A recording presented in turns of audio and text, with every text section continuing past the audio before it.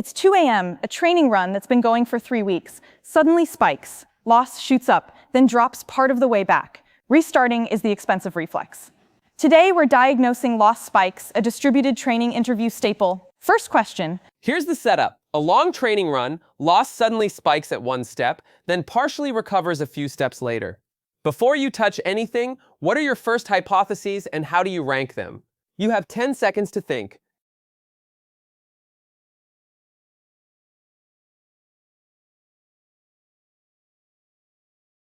I wouldn't restart. That's the most expensive, least informative move. I'd read that partial recovery first because it tells you a lot. The most common spike looks like this. A batch hits a cluster of rare tokens. The embedding gradients blow up several times over. Global gradient clipping scales everything down. The main model barely updates that step, so you see a spike, then a slow climb back. That fits partial recovery. So 4 buckets: data, numerics, learning rate, hardware. I don't rank by most likely, I rank by cheapest to check. Pull the grad norm and loss scale for those steps, then see which layer's gradient blew up first. Seconds of work to narrow it to data versus numerics. Clean reasoning. Take the most common one. How do you decide whether it's actually the data? Don't disappoint me here. You have 10 seconds to think.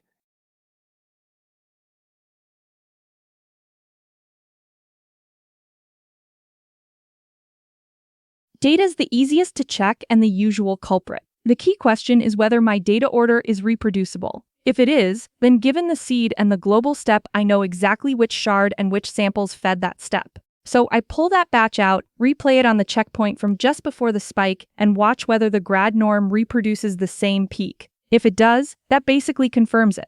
The usual offenders: one very long sequence, a chunk of repeated or garbled text, a shard that parsed wrong, or a batch that hit a pile of rare tokens. And once it's confirmed, I don't delete anything, I skip or quarantine that batch and let training continue.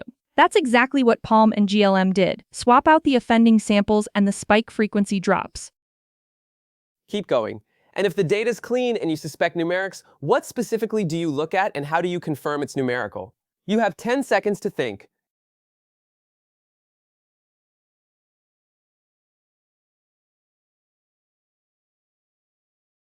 Numerics leave hard evidence, so I don't guess. First, the grad norm. Did it blow up on those steps? Then I check for ANs or INFs and localize which layer produced them first. Often the attention logit's getting too large or a layer norm denominator going wrong. If I'm on FP16, I watch the loss scale history, a run of overflows dragging the scale down. BF16 has more dynamic range and is usually steadier, but it's no free pass. Once it's confirmed, the fixes map directly. Add or raise loss scaling, move the offending steps math to FP32, or switch to a numerically stable attention formulation. The nice thing about numerics is that it's traceable. You can point at the exact layer. Don't get comfortable, there's more. What about learning rate? How do you tell if LR is what pushed it up? You have 10 seconds to think.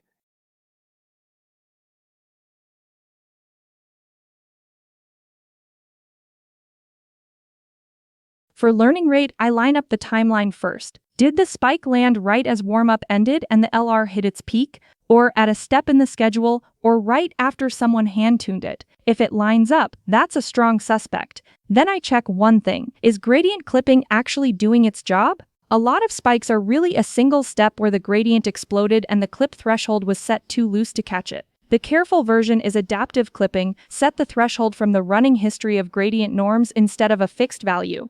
If it is the LR, the fix is gentle. Lower the peak a little, lengthen warm-up, tighten the clip. And again, don't start over. Resume from the pre-spike checkpoint with the new setting.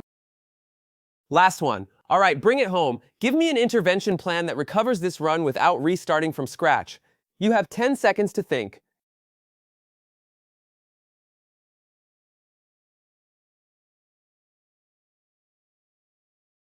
Step 1 is actually don't touch it. That partial recovery is a hint. A lot of spikes self-heal. The optimizer wrote it out and the curve comes back. So first decide whether it already recovered. If it didn't recur and loss is back, let it run. That's tens of GPUs and hours saved. If I do act, I act minimally. Roll back to the most recent good checkpoint before the spike. Don't start from zero. Skip or swap the suspect batch. Then one targeted fix for the root cause. Lower the LR, tighten the clip, add loss scaling, or a safety net that skips any step with non-finite gradients. Then resume from the checkpoint with the fix and watch the grad norm. That's the Palm and GLM playbook, the smallest possible nudge back onto the rails, not 3 weeks of compute thrown away on a restart. So, tying it together, don't panic at a spike. That partial recovery is usually the shadow of rare tokens blowing up the embedding gradients, while clipping pulls them back. Check 4 lines: data, numerics, learning rate, hardware, ranked by what's cheapest to verify, grad norm first, and avoid the restart. Roll back to a good checkpoint and skip the bad data, the way Palm and GLM did. At 2 a.m., what's valuable isn't speed, it's method. If this kind of prep helps, like this episode, share it with someone who's interviewing, and subscribe to Interview on your way. More and better questions are on the way.